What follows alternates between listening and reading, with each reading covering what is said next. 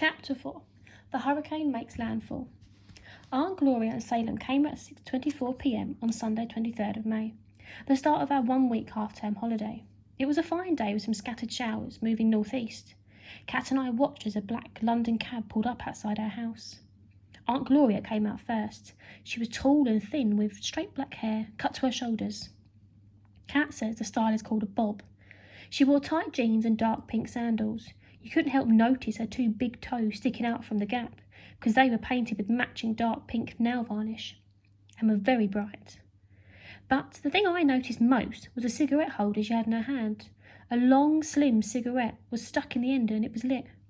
A trail of smoke floated up from it. Kat and Aunt Gloria looked like a fashion editor. Kat said Aunt Gloria looked like a fashion editor. Kat had never met a fashion editor, so I don't know how she knew this. Salem was tall and thin with jeans on. Like his mother, he wore an ordinary backpack and wheeled Aunt Gloria's suitcase on wheels behind him. His black hair was cut short. His skin was brown. Kat says it was not just brown, but caramel. She says I should say that because he was very good looking. She's always thinking about whether people are good looking or not. I think people just look like who they are. I suppose I'm ugly because nobody ever said I'm handsome. People are always saying how pretty Kat is, so I suppose she is. To me, she just looks like Kat. So I don't know if Salem was handsome, but he looked like his thoughts were not in the same place as his body, and I like this about him. I think this is often how I look too. He and Aunt Gloria walked up to our front door through our front garden gate, which Mum says is the size of a postage stamp. In fact, it's 3 metres by 5, and I once worked out that I could fit 22,500 stamps there. Before they had a chance to ring the doorbell, Mum flung open the door. "Glow!" she said. "Faye!" Aunt Gloria shrieked. There was a muddle of arms and laughing. I wished I could go up to my room. Behind them, Salem stood looking on. His eye and my eye met. Then he lifted his shoulders, gazed up at the sky and shook his head. Then he smiled straight at me, which meant that he and I could become friends. And that felt good. I only had 3 other friends, and they were all grown up. They were Mum, Dad and Mr. Shepherd, my teacher at school. I didn't count Kat as a friend because she was rude to me most of the time and interrupted me when I spoke. "Ted," Mum was saying, "say hello to your Auntie Glow." I looked at Aunt Gloria's left ear. "Hello, Aunt Gloria." I put out my hand for her to shake. She dragged me into a hug that smelled of cigarettes and perfume that made my nostrils itchy. "Hello, Ted," she said. "Just call me Glow, won't you? That's what everyone calls me." I escaped from between her arms. "God, Faith," she went on, "he's a spit of your father. Do you remember? Dad in his suit and tie, even on holiday. Ted's the image of him." There was silence. It was true that I wore my school trousers and shirt every day, even if I wasn't going to school. It's what I like to do. Kat was always on at me to put on a t-shirt and jeans and be normal and chilled, but that made me want to wear my uniform even more. Salem said, "No, Mum, he looks like a right cool dude." The formal looked all the rage again. "Didn't you know?" I said. "The looks are disguise, Mum. It hides a rebel within. Right, Ted?" I nodded. It felt good being called a rebel. "Hey, Ted, shake hands." As I took my hands, we were eyeball to eyeball, and I felt my head going off to one side in what Kat calls my duck that's forgotten how to quack look. "Welcome to London, Salem," I said. Kat pushed me aside. "Hey, Salem," she said, holding out her hand. "That's some accent you have there. Is that how you folks talk up north?" "Hey, Kat," said Salem, taking a hand. "Is that how you lot talk down south?" Everyone laughed their heads off, which is not what literally happened, but I like the idea of laughing heads becoming detached from bodies through extreme hilarity, so it is a good way to describe things. I didn't know what was funny, but I laughed too. Mr. Shepherd says it's a good idea to laugh when others do, as it means you can fit in and become friends. "How come you talk all South London-y?" Salem continued. "And Ted sounds like the BBC." "That's a very good question, Salem," Mum said. "Not even Ted's neurologist can explain it, but come through the kitchen, everyone. Dinner's ready." In the kitchen, Mum had extended the table to its full length of nearly 2 metres, so that 6 could fit around it. But as the skinniest person, I had to squeeze it at the far end with my back to the patio door. Mum had covered the surface with a white tablecloth and had made me lay it because, well, that was my job. Then Kat went round checking if I'd put everything the right way round. This was unnecessary, as I'm very good at laying tables. I think of the knife and spoon and fork as electric current. The knife feeds the end of the spoon at the front of the spoon, and the front of the spoon feeds the prongs of the fork, and the table edge is the last part. and between each object is a 90-degree angle, so the circuit becomes a perfect square, and if you do it that way, nothing ever goes wrong. Kat had put flowers from the garden in a glass vase in the middle of a wooden board with stacks of bread. She'd put out our best tumblers for drinks and folded up paper serviettes into them so that each one stood up over the glass rim like a mitre, our school emblem. She added wine glasses for Mum and Dad and Aunt Gloria. She tried putting one at her own place, but Mum whisked it away and called Kat a Madame Minx, which is what she calls Kat when she's annoyed with her, but only moderately. We all sat down. Mum served out chicken casserole, one of my favourite things to eat, from a big orange pot. Aunt Gloria talked a lot. She said that she and Salem were dead excited to be leaving Manchester and they'd had enough of the rain. I tried to point out that the number of wet hours in the north was far less than people realised, but she'd already moved on to what a dead fast city New York was. I knew by then how people often said dead when they meant very, so I didn't need to ask about that. But I did wonder how a city could be fast. Well, Ted, she said, everything in New York moves in quick motion, like a film, speeded up. People, cars, even the underground trains. They have express trains that flash past the boring stops. When you're there, you feel as if time itself is rushing by twice the normal rate. Which means, Mum, Salem said, you'll grow old twice as fast in Manhattan. Aunt Gloria laughed. She put an arm out and touched Salem's shoulder. He's a joker, my boy. Salem's eyes stared at the tablecloth, and I saw his lips move but no sound come out. Then he saw me looking at him, and his eyes looked up to the ceiling, and he tapped his temple and pointed at Aunt Gloria, grinning. Kat said later that this was his body language, for Salem thought his mother was crazy. Next he took a mobile phone out of his pocket and put it next to his place, and looked at it very seriously. Mum passed Aunt Gloria the bread, and Aunt Gloria said she was off wheat, and all kinds because of being a gluten-free diet. My nutritionist swears by it, she said. Aunt Gloria, I said. I took a slice for myself. Wouldn't it be better for your health to give up cigarettes? Dad coughed as if something had gone down the wrong way. I read some interesting figures yesterday. If everyone in Britain gave up smoking, the National Health Service would save... Ted, Mum said. Aunt Gloria chuckled. No, Faye, Ted's right to ask. Trouble is, Ted, I'm totally hooked on nicotine and can take or leave bread. She looked over to Kat. You don't smoke, do you, Kat? Kat twisted her serviette around on itself. Of course not. I frowned because I'd seen Kat with a cigarette in her mouth with her school friends only the week before. But Kat, that's... What do you think about what's going on in New York, Salem? Kat interrupted. Salem hunched up his shoulders and smiled but didn't look up from his mobile. He'll love it, said Aunt Gloria. I just know. The Empire State Building, the Chrysler, Salem adores big buildings. He wants to be an architect one day. Isn't that right, love? Yeah, suppose, Salem said. His mobile started ringing with the theme of James Bond.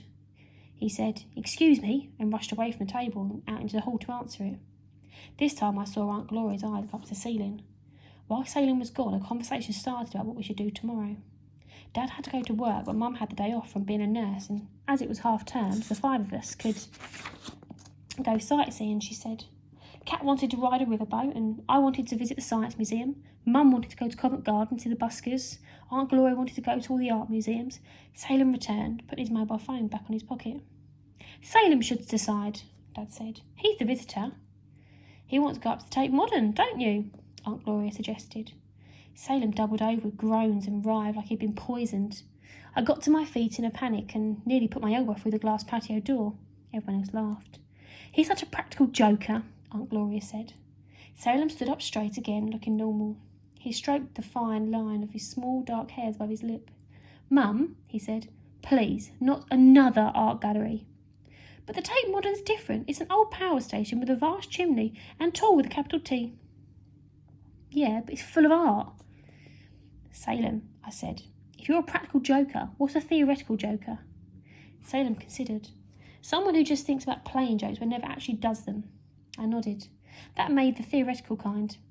I often think of pranks like a playing cat, like telling her that the tsunami is scheduled to come up at the Thames at 12:30 and ruin her hairdo, but I'd never carry them out.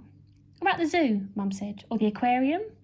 They're not very tall, I said. No, agreed Salem. He scrunched up his eyebrows. I have it. Let's go to the London Eye. The London Eye, said Kat. We've been up there twice. Salem is fantastic. And it's tall, I said. Taller than the Ferris wheel in Vienna. Technically speaking, it's not a Ferris wheel. It's designed more like a bicycle wheel, a giant bicycle wheel in the sky. It rotates once every 30 minutes and Kat kicked my shin, which means she wanted me to stop talking. Great, Salem said. That's what I want to do. Like Ted says, fly the bicycle wheel in the sky. Please, Mum. Supposing it's cloudy tomorrow. It won't be, Aunt Gloria, I said. We're in the middle of a large anticyclone. The weather is set to be fair. But the queues. Please, Mum, Salem said. You and Auntie Faye can go and have a coffee. Ted, Kate and I will line up and get the tickets. Please. Oh, OK. Only afterwards we'll take a little look at the Tate. And all that art in a vast industrial space. I'd like to show Ted the Andy Warhols. He was an American pop artist who made pictures from adverts and famous people like Campbell's Soup and Marilyn Monroe. I have heard of him, said Kat. He's a weirdo. He was a cultural icon, said Aunt Gloria. I'd say he embodied the 20th century. Some people even think he might had... She looked at Mum. You know, what Ted's got. There was a silence. Like I said, Kat said, a weirdo. Mum's lips pressed up tight. I figured out that Kat had made her cross, but I didn't care. I know I'm a weirdo. My brain runs on a different operating system from other people's. I see things they don't, and sometimes they see things I don't. As far as I'm concerned, if Andy Warhol was like me, then one day I'd be a cultural icon too. Instead of soup cans and movie stars, I'd be famous for my weather charts and formal suits that would be very good. It's a deal, Salem said. Art gallery second, the wheel first. Which was how we decided the London Eye, or as Salem called it, the wheel. Chapter 5, Night Talk. Salem stepped on the lilo next to my bed that night. I'd hardly ever had to share my chair before. My hand shook itself out. Salem shuffled into a sleeping bag without saying much. I wondered if I should start a conversation, but what about? Small talk or big talk? I remembered what Mum had said when I'd started secondary school last autumn. When you meet new people, Ted, keep the talk small. I'd asked her what this meant. Did it mean to only use words of one syllable? She'd laughed and said no, it meant sticking to everyday subjects. Like the weather? I'd asked. And she sighed and said, OK, Ted, like the weather, only not big weather, small weather. Which meant I could talk about anticyclones and minor depressions, but not major storm systems or global warming. Salem, I said, do you do small talk? Hey, said Salem. He sat up. Nah, small talk's boring. It's what people do to pass time when they haven't got anything else interesting to say. So you prefer big talk? Yeah, Ted, big talk, every time. What do you think the weather counts as? Big talk or small talk? What, rain and snow and stuff? Rain and snow, storms, fronts, global warming? Big talk. Definitely, global warming's great. I saw this movie. All New York was underwater. London might be one day, I said. Nah, Salem said. Not London, not Manchester, just New York. He brought his knees up to his chin. My mum hates Manchester, he said. She says she hates the rain. Oh, I like rain, I said, thinking about how all life depends on it. I like rain too, said Salem. It's cool and calm. Without it, we'd die of dehydration. Too right, but too much and you'd get a flood. Yeah, Salem smiled. A flood, like Noah's Ark. Some people, I said, say the Bible flood was real and it could have been coming again. Salem's head went off to the side. He looked straight at me. Why are you so interested in the weather, Ted? I thought. It's a system, and I like systems. The weather system is hard to understand because there are so many variables, and variables are interesting. If the system goes wrong, it's a disaster. And some people think the system is starting to go wrong, and that could mean the end of human race. I want to be a meteorologist when I grow up so that I can predict things and help the human race to survive. I will have to study very hard and find out about the variables. Salem whistled off. If a flood's coming, will you let me know, Ted, so I can build my ark on time? Salem lay down. I turned off the lights. I listened to us both breathing. This was when I normally switch on my radio to listen to the shipping forecast. I keep it on my desk next to my bed within reach. Mum had said not to do it while I was sharing with Salem. My fingers were twitching under the duvet. Salem, I said after a few minutes, are you asleep? Nah, not yet, he said. It's hot. It's a new area of high pressure, I said, moving in from the Atlantic. Telling me. What are you thinking about? I said. I've been thinking about convection currents, isobars and isotherms. I've been imagining the shipping forecast. Lundy fastener, variable 3 or 4. Perhaps Salem's doing the same. Nothing much, he said. About you? The weather still. We were quiet again. Becoming south or southeast 5 or 6, I said out loud. Sorry? I'm pretending to read out the shipping forecast, and instead of this calm, we're having a storm brewing out at sea. A storm, he said. Yeah, that would ground planes. It would take a very big storm system to do that, would it? Gale force 8 or 9. A fog would be more likely to ground the planes. I heard him sit up again. Ted? Yeah? You know this syndrome you've got? He said. I said. Wondering who had told him. I hope don't mind me asking, but what is it? What's it like? No one ever asked me that before. I lay back on my pillow and thought. It's this thing in my brain, I said. Yeah? It's not that I'm sick. No? Or stupid. Well, I know that. But I'm not normal either. So, who is? It's like the brain is a computer, I said. But mine works on a different operating system from other people's, and my wiring's different too. Oh, neat, said Salem. It means I'm very good at thinking about facts and how things work, and the doctors say I'm the high-function end of the spectrum. I'd also once heard a doctor say to Mum that my developmental path was skewed. I didn't tell Salem this because I looked up skewed in the dictionary and it said crooked, which makes as if it sound like I'm a criminal, which I'm not. That sounds good, Salem said. Yeah, but I'm rubbish at things like football. So am I, said Salem. Tennis is my game. My favourite sport is trampolining, I said. Trampolining? Yeah, I used to have one. I jumped on it every day and it helped me to think. Then it broke. Too bad. I love trampolines. My syndrome means I'm good at remembering big things, like important facts about the weather. But I'm always forgetting small things, like my school gym bag. Mum says I have a brain like a sieve. She means that things drop through the holes in my memory. Salem laughs. Maybe I got that syndrome too. I forget things myself. What things? My mobile sometimes, my homework. I never forget my homework. Kat says that's why at school they call me Neek. A neek? It's a cross between a nerd and a geek. They don't like me because I only talk big. I'm trying to learn how to talk small, but it's hard. You know an awful lot, Salem said. I can tell from all these books. He pointed at the shelves of my encyclopedias. Why bother trying to be something that you're not? Mr. Shepherd says if I learn how to be like other people, even just on the outside, not inside, then I'll make more friends. And I told him something I'd never told anyone before. I don't like being different. I don't like being in my brain. Sometimes it's like a big empty space where I'm all on my own. And there's nothing else, just me. Nothing at all. Nothing, I said. Not even the weather, only my thoughts. I know that place, said Salem. I'm in there too. Gets real lonely in there, doesn't it? I heard him lie down again. He whistled through his teeth. Lonely as hell, he muttered and was quiet. I thought he'd fallen asleep, but a moment later he said, You got called a lot worse things than Neek at my school. It was all the boys, no girls really, and really rough stuff. Rough stuff? Yeah, fights and dares. One boy had a knife and I didn't like it. But then I got friendly with my mate Marcus and it got better. He and we were top moshers in 9K. Marcus used to be a boy, well, like you're a Neek, but he isn't any longer. He's a mosher now. A mosher? I said. What's a mosher? It's Northern for casual cool dude. Last term we started this play called The Tempest. Marcus was a huge hit. He'll never be that boy again. The Tempest, I said. So busy about the weather? Yeah, it's by Shakespeare and starts with this massive storm out at sea. It's right up your street. After that he did fall asleep. I lay back listening to him breathing in and out.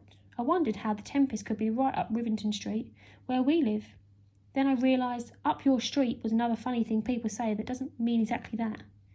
My brainwaves started whirling around the big hollow in my head, like molecules in a cumulonimbus cloud that's about to burst.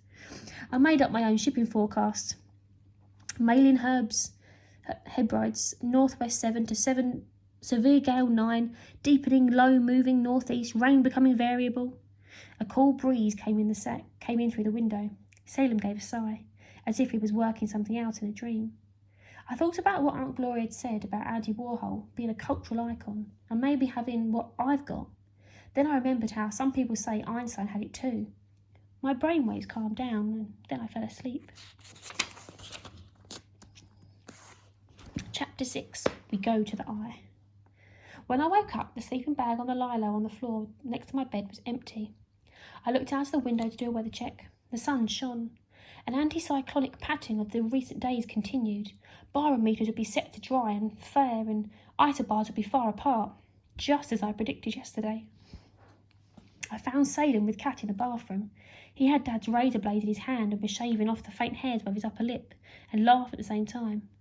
"But I thought it looked good, Salem," Cat said. Salem turned and winked at me. "Thing is, the more you shave it, the more it grows back. It's like lawn mowing." This made Cat hoot with laughter. When owls hoot, it doesn't sound like human laughing, so I don't know why people say hoot, but they just do. Nor can I see any logic in hairs or grass growing longer by being cut off. But I laughed too, because I wanted to be Salem's friend. Then I ran a finger over my own upper lip. There were no hairs there, and this was good. I wasn't sure about the idea of hairs growing on my face. For one thing, shaving is dangerous. Dad often comes out of the bathroom with bits of blood-drenched toilet paper stuck onto his skin. For another thing, facial hair is a sign that we have evolved from apes. And when you remember that we evolved from apes, you have to admit how limited human intelligence is mostly. Then we had breakfast. I had 43 shreddies. Cat had toast, and Salem started on a bowl of cornflakes but didn't finish it. Then we left the house with Mum and Aunt Gloria walking behind us and talking up a storm. This is one of my favourite things people say. It doesn't mean they were arguing, which is what it might sound like. It means that they were talking non-stop and not paying attention to anything else around them. When storms happen, it is hard to pay attention to anything else. Cat and Salem and I walked in front together. I was on the side nearest the curb, hopping across the cracks in the paving stones and around the lamppost, with my hands in my pockets, which is how I like to walk best when I'm with other people. Then we passed the barracks. Salem said how huge it was, and I said how it had 24 stories, and Cat said it would be flattened any day now by our dad. "Never," said Salem. "Yeah," said Cat. "Why has it got to go?" Dad said it was full of drugs and needles and suicidal mums and cockroaches. Yuck. Yeah, and the postman wouldn't even deliver things there anymore. Salem looked up at it. Some height. Then Cat pointed to another big tower. "That's where Mum works, Salem. Guy's Tower." "No way." "Yep." The tower was silver and tall, and I could see Salem was impressed with London because he looked at the tall buildings with his eyes wide open and his mouth open. Then we had to go down to the tube. Cat and Salem sat next to each other, and I sat 2 seats down between two strangers. I folded my arms across my chest to stop my hand flapping and shaking itself out, which is a habit Mr. Shepherd says I must lose. I stared at the tube map of London.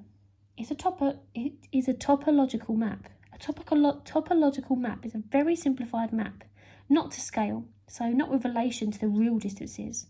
The stops stand for places where you can get on or off, or sometimes change trains. And these are all into straight lines with junctions, whereas in reality they're all higgledy-piggledy. If I'd been next to Salem, I would have talked about different kinds of map and explained how topological maps should never be confused with topographical maps. But when I looked over to where Salem was sitting, Cat was showing him the silver nail polish on her fingernails and asking about his social life, which is the thing that she always talks about. I tried to see if he was bored. When people are bored, Mr. Shepherd says the muscles in their face don't do anything and they just stare without really looking. And he says I should always check to see if this is how people are looking when I talk to them. Salem was laughing and nudging Cat, so I deduced that he was not bored, although I would have been. We got out at Embankment Station so that we could walk over to one of the Golden Jubilee bridges and see the view. The sky was blue, the river was grey, the eye was white, the capsules moved so slowly they hardly seemed to move at all. Halfway across the Thames, Salem took an old-fashioned camera, the kind where you have to use a film, from his pocket. "That's an interesting camera, Salem," Cat said. "My mum gave it to me for going to New York. I wanted a digital one, but she says this kind will make a better photographer out of me in the long run."